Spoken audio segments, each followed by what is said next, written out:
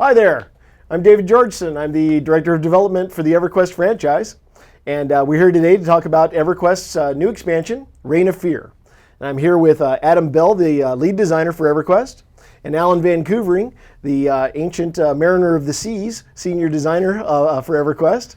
And we're going to go through a whole bunch of stuff. We've got about 20 minutes, so we're going to run through it pretty quickly. But some of you saw some of the stuff at SOE Live, which went really well, at the keynote and then at the expansion panel that we did there. But not everybody got to go to the event, and not everybody's seen the videos that we've put online since then. So we decided to go ahead and do this webcast and talk to you about it a bit. So say hi.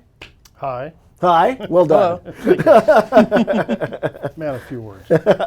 Adam's going to talk to us a little bit about the background of the lore on the expansion and why it's called Rain of Fear, and then we'll go from there a little bit. So I'll let Alan do that. I'll do it. I said Adam, I meant Alan. That guy, this guy. We're interchangeable, it's fine. How do I do this in like 2 minutes? Those of you who remember, this all started out when the Alaran gods sacrificed themselves to get them and their people safely to Norath. From then, they've been trying to recover from the loss of the energy that they've expended to get there. And at some point, they decided, we're going to just take that power, rather than earning it the slow way. They decided to choose Khazak-Thul as their victim, and they manipulated his children, himself, and of course the heroes of Norath, into trapping him in the House of Thul. Then he convinced the heroes to do away with him. And that was revealed in Veil of Alaris? That was House of Thul. That was all now. We knew about the Alaran gods in House of Thul? No. Okay. No. But that was the secret part that got revealed in Veil of Alaris. Okay. Correct. And then that power was supposed to be siphoned through the magic of the house directly to them. Morel, however, got in the way. He's mischievous that way. And temporarily had the power, and then, of course, heroes once again dealt with him. Trying to come up with nice ways to say killed. And that Say killed. Okay, fine. Slayed with murderous glee. There was probably some of that too. That power then finally managed to get itself to the gods who had been yearning for it this whole time. And when that arrived, that's what broke the veil. Once that foreign power entered it, the gods were able to follow it there, and that's when Veil of Alaris started. All the stuff that happened there led to the final confrontation between the heroes and the god called the Triumvirate, who was three separate gods, used some of the power of Khazak-Thul to resurrect himself into a triumvirate of gods, thus the name. When he was defeated, it was defeated. We'll go with it. It was defeated. That power was released and shattered, basically. And at the end of that expansion, no one had known where it had gone. Now it's coming back. It has traveled a bit, coalesced into crystals, and crashed back on Norath. That's what starts the expansion. And that's the Rain of Fear. Thus, Rain of Fear, yeah. Why fear? Those are the crystal shards are actually coalesced essence of the power of Khazak-Thul. Okay. So they contain what would be his power, and a whole bunch of people want to gather it for various reasons. Nefarious. Well, they're all probably nefarious. So I have a totally random question, which I've never asked you before. And Sure. if there's no answer, it's my fault for I asking love this these kind of question. questions. Why is it purple? Because that seems like a scary color. Okay, there you go. I just wondered if sometimes you have more reasons. No, and that was just more of we did sort of debate the red and purple thing. Yeah. Because Plane of Fear is all red and bloody and fiery, but we thought purple was more appropriate for fear. Okay, cool. No real good reason. All right, so Khazak-Thul, the Triumvirate, and then all this madness is going to be explained more in the Rain of Fear, this new expansion. I hope so. Yeah, that's the objective. Yes, absolutely. Okay, well that sounds great, and didn't chew up too much of our 20 minutes, so we'll be able to talk I can do more. more if you want. No, Each of those things has a lot of details under it. I'm sure the players will have a million questions, but we don't want to tip everything off, No, right? preferably not. Right. Like, is there anything you don't want to reveal? Could you just go ahead and say that now? Wait, what? No, just kidding. I am too old to fall for your tricks, sir. Adam, you of course are responsible for a lot of the design, and you work with everybody, so you probably know more than anybody about the features that are coming out in the expansion. Right. For one, we're going to level 100, Right. which is a nice round number. It's a Sentinel 100, and then of course we're adding the aggro meter, which I think is our game has deserved for a long time. Because right now, people can make a guess at their aggro, but that's what it is, a guess. This Right. will help you be a lot more educated about where your aggro is and help you not grab the aggro if you shouldn't have it. If you should have it, know who took it from you. Can you really just very quickly kind of describe how that works, how that mechanism works? Right. So we have a new interface element, which is a smallish element. That's the aggro meter. It's a simple bar that fills up from 0 to 100. And when it's at 100, that means you are the most hated. If it's not at 100, it's your percentage of hate compared to the person that actually is the most hated. So if you're hitting 100 and you're not supposed to aggro, you need to shed aggro fast. Yeah. Right. And if you're the main tank and you're only at 95, you need to be doing something to gain aggro. Right. But it will also show you right below it, if you are the most hated, it shows you the second most hated. So you can see if they're starting to catch up to you and you might need to do a little more. And if you're not the most hated, it will show you who the most hated is, so you know who the main tank is. Cool. Or at least who is currently the main tank, whether they should be a tank or not. How good of a main tank are you? Yes. And then we also added a Slayer system and a collection system. Slayer system, other games call them hunter systems, but we already had hunter tasks. And the Slayer and the collection achievement are an extension on the achievement system. The Slayer is slay 100 gnolls, slay 100 goblins. And when you slay 100 of those things, you'll actually will get an AA that will allow you to actually do some extra damage to those. Oh, cool. But so you get can also better at killing them, basically. Right. Yeah. And you can also go further than that. We have achievements for killing thousands, 5,000, 10,000. And achievements for doing all of those. Now, were you serious at the panel when you quipped about what you named the really big number of kill counts? No. No, you weren't serious Actually, at all. we are serious. Oh, you were serious. There's big ones, and a lot of them have sort of joke names, like Spin Me Right Round is for dervishes. Okay. But then the really big one, which is basically do all of the other achievements, is Megadeth. So we have Megadeth and Slayer. Yes, we have Very Megadeth nice. and Slayer. Okay, all right. That's what this was all weekend at the fanfare. Yeah. Or SOE Live, sorry. So what about collection systems? Collection systems is similar to the other collection systems that you might have seen in EverQuest 2. There'll be shiny things on the ground that you can pick up into little collections. We've also extended a little bit some of the collections you might actually find on NPCs instead of just on the ground. Oh, that's cool. Are they super rare on NPCs, or They'll be rare-ish, but not impossible to get. Yeah, do the NPCs have a little shiny over their heads? No, you'll just have to learn. But the name of the collection may give you a hint of what you need to hunt to get those. Oh, cool. So you may have a hint that you need to talk to somebody rather than just finding it laying around. Right. Oh, that's cool. That's neat. More likely kill somebody, though. Well, sure. But you can talk to them slightly Ask before you real kill nice. them. Yeah. Yes. Or yell at them, I'm coming for you. And then finally, we've made some improvements to our broker system. You will be able to actually turn off your computer and stay a broker. Yeah, because currently you have to stay online and active. Yeah, with your Logged computer into the on, game. logged into the game. Right. What this allows you to do is log out of the game. Your character will stay active in game, and that account will stay active in EverQuest. But then you can set it up so that they actually get kills and experience and stuff too while you're offline? No. Because you'll still be standing around in the bazaar. Okay, cool. That's actually really cool. Yeah. You think that'll be popular? We believe we've had that request continuously, every Right. SOE Live, constantly on the forums. People just want to be able to get offline. Pretty much everything on our feature list is something somebody's been asking for almost as long as I've been here. Yeah, that's really cool. So, yeah. We've even done like some small changes recently that were stuff that I wanted when I was playing Beta 4. So yeah, it's really cool. Right, like the recent little thing where you can hand stacks into an NPC Exactly what I was talking about, handing in stacks, exactly. That's cool. So that's pretty much the feature list. There's more features than that, but that's the big ones. the core. Right. Yeah, all the other stuff is pretty small stuff. So that's something really good to look forward to. And then of course there's all of the zones and the huge amount of content you guys created to go in those zones. Right. Do you know what the general numbers are off the top of your head? If you don't, that's okay. Depending on how you count it, there's 10 zones. One of them's raid only. Sure.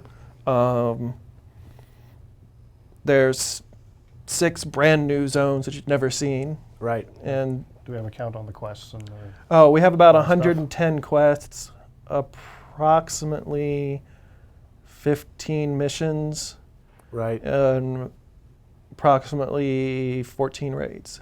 And a ton of raid bosses throughout. well, yeah, Oh, yeah. especially that extra Actually, zone. double that. There's also a mission for each of those raids. Right. Yeah. Okay, well that sounds good, and I know you guys have put a lot of effort into quality of the missions and stuff. You always do, but you put even more effort into the storytelling and everything of what we're doing this time around, Right. which should be really cool to experience. So let's we're starting to get low on time, so let's start running through some of the zones, and maybe Sure. you can tell us about it. Absolutely. Uh, Oh, there you go. Well, that's Shard's Landing. That's going to be your main hub zone. All those archways are actually ways to get to other zones within the expansion. Talk about there are a lot of NPCs that give out quests, and we like to make our cities live, and we've done the same thing with the zone. Right. So they go to bed at night and they wander around during the day. And Are those what the Turbillions? Is that what it is? Actually, these are the I'm not the Harbingers. Harbingers. Okay, cool. Yeah, so that's one thing though. There's a faction of NPCs that is trying to gather up all of these crystals in the hopes that they can bring Kazakh back. Oh, Right. And they're of course fighting with all the other people who want it for their personal reasons. so they want to res a god. They want to. Right. The Harbingers of Thule want to bring back Kazakh Thule. Kazakh That's Thule awesome. is their god, so they want him back. Regular great. people don't understand why though. So Well, yeah, he's not a nice guy. No, he's but- really not. but they were twisted to start with. Yes. So. Here we have the breeding grounds. Right, which is awesome. Yeah, it's a beautiful zone. This thing comes off. If you guys remember Dragon Necropolis. Yeah. This is an extension of Dragon Necropolis. One of the things we really wanted to do was bring back that old EQ stuff. You know, Yeah. the things that at least all of us liked when we started out. And this sort of extends the sensibilities of Dragon Necropolis into a more, well, they're not all dead. Yeah, so there's a lot of dragons hanging around in here and a lot of babies being hatched. There's a whole faction of fear-related dragons that have been sort of morphed by the fear crystal that's trapped in the zone. And that's true of all the zones, isn't it? Like these fear crystals have really screwed around with the places they've landed on. They're not just they're not passive at all. They're like the zones are getting twisted wherever they land, right? Correct. And it's in part because people are fiddling with those crystals. Yeah. I mean, somebody gets one of those, they'll get.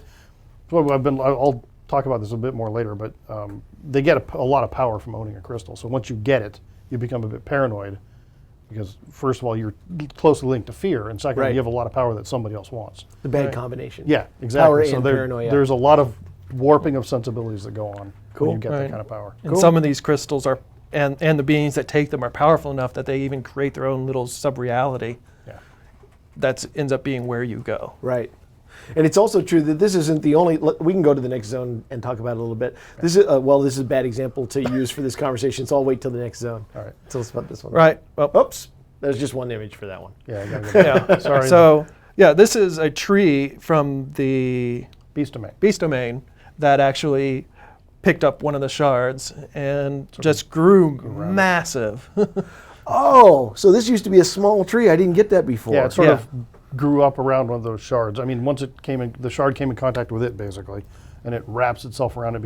It's Right. impossible to tell a scale on that picture, but you can't That see the tooth, if you torches. see that, those teeth in the sort of mouth in the center of the tree, That's about 3 those times teeth as tall are, as a person. are about 3 times as tall as a person. Right. Yeah, it's big. It's really enormous. big. Right. You walk quite a long time to get just up the ramp Yeah. to the mouth. It's Right. very And hard to there's show a huge shot. dungeon inside and all that other stuff. Yeah, you travel Right. through the tree up to the top, and you get to see sort of a Kelethan feel when you're fighting in the treetops. Yeah, the foliage stuff is probably my favorite part of the zone. The running around on top of that and being able to get those acrophobic moments, looking over the edge and everything. It's very cool, Yeah. And you can fall off. which is awesome. Yay, EQ! Yay! Yeah, exactly. That's the motto. Put that on the next box. Okay, next, please. This is the chapter house. It's actually the chapter house of the Fallen, and it is actually under Befallen. Befallen left indications before that it used to be much more extensive than it was, and Right. this is what you're seeing. And that nice purple haze you see is the influence of the fear crystal throughout the zone.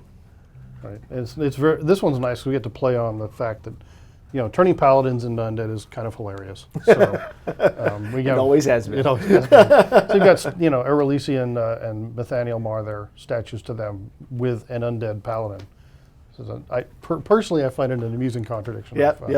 I agree with you. And besides, Befallen was always a great place. Yeah. Like everybody has good memories of, well, good and bad memories of Befallen, but it's some place that everybody has been. Right. And that's what I was going to allude to before when we saw the Eventil shot, and I said next conversation was, you guys have done that a lot throughout this expansion, right? Of like tugging on heartstrings of stuff that we really loved from the past and then making new stuff out of it. It makes for interesting design meetings when we like, all right, we're going to bring back some stuff, and you get to fight over which stuff is most, is the most fun. Like, Right. I love that zone, but that's not the one that I would have picked if I had. Sure, if it was sure. Up to me. In like fact, we all have our favorites. One of my favorites is actually going to be here later. Oh, at the end of the conversation? Okay, Well, so no, let's move we on. have slides. So, Oh, okay, cool. yeah, What's next then? there it is. Yeah, it's one of my favorites too. I love Zorb. No doubt. So King Zorb, you guys all know who he is. If you don't, then you won't care about this conversation. And you're probably not playing EQ. Yeah, probably not. He also managed to get a chunk of Fear Shard, and that's it, by the way, behind that throne thing. It's actually based on a bismuth crystal. I don't know why. A what, Crystal? Bismuth. Okay, I'll ask. Somebody Oh, left I it. know what that is, actually. Search the internet. I don't really. It's art does things. But he got a hold of it, and he's been trying to Evil Eyes are love charming people and controlling people. Sure. So with you have the power of the god of fear behind you, you do a lot of that. So he's building himself an army. Who knows what he'll do if you let him roam around long enough with that sort of power. So, It won't be good. well, for him it will be. Yeah, Yeah. it's true. Oh, there's and the we're out of terrible- screens, huh? There's the terrible picture. But there's a couple other things that you wanted to mention. Other zones, probably just real in passing, because we're starting to run low on time. Yeah, we did bring back some of the Velius zones that people love. The Valley. Oh, Velius. Velius, right. Did you want to talk about TOV? Yeah, well, I mean, we brought back Eastern Waste, Crystal Caverns, and Kale. One of the dragons, one of the ancient guardians of the Sleeper's Tomb actually got a hold of one You of get them. to say his name. I'm not going to try. Zekshishar is our Yay, best guess. well done. Close enough. Slushy bear. And they've he's taken over, and he's actually taken over all three of those zones, though within those zones some of those got their own minions that took another piece of the shard, including King Tormax, who's gone a little insane. A little. Insane. And finally, the dragon outside of North TOV, You're going to ask me, aren't you? Santalak, Sure. I believe, I don't remember which one it was, grabbed a shard and Sorry, guys. We pulled it forgot. off, and it has actually given Vulak some extra power, so you will get to encounter him and all of his protectors all over again. That's sweet. Something to look forward to. It's one of my favorite things is getting to, it gives us the opportunity to revitalize awesome old NPCs that Oh, you yeah. guys remember Yeah. and get to deal with them again. Well, it's like any good movie or book where you get to revisit characters that you grew to love in previous chapters of the stories. It makes you just like, okay, great. What's going to happen with this? Is this somebody going to die? Is it going to twist their personality? Like, what's going to go on? Yeah, it's all good stuff. Yeah, we had a lot of fun writing stuff for those guys too, so Cool. hopefully they'll enjoy it. Well, that about wraps us up for today. This has been EverQuest, the Rain of Fear expansion. It's coming out on November 28th. Correct me if I'm wrong. You're right. You're right. There we go. So November 28th, and everything's solid, and we're looking forward to it. If you're not in beta yet, you should be.